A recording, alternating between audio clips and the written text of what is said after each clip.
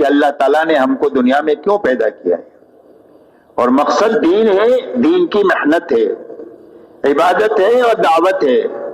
اللہ کے کلمے کو زندگی میں لانا ہے اور پوری دنیا میں زندہ ہو جائے، اس کی محنت ہے، یہ ہماری زندگی کا مقصد ہے، اسی کے لیے اللہ نے دنیا میں ہم کو پیدا کیا ہے۔ اس لیے میرے محترم بزرگوں دوستوں، یہ محنت دعوت اور تبلیغ کی اس بات کی ہے کہ ہر ایمان والے کی زندگی میں پورے دین پر چلنے کی طاقت پیدا ہو جائے، اس لیے کہ معلومات کی کمی نہیں ہے اور دین پر چلنے کے وسائل کی کمی نہیں ہے،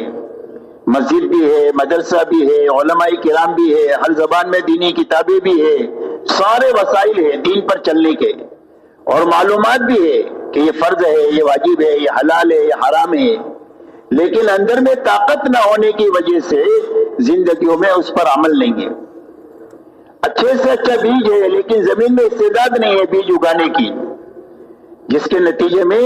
کتنا بھی اچھا بیج آپ ڈالیں گے تو اگے گا نہیں۔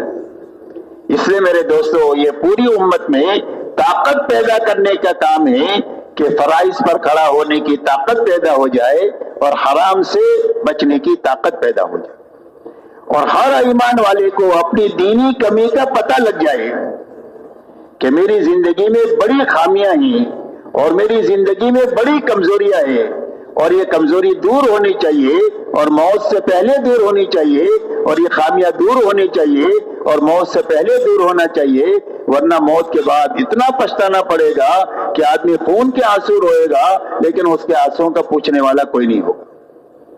تو یہ خامی کا پتہ چلے اور کمزوری کا پتہ چلے، اس کے لیے تبلیغ ہے،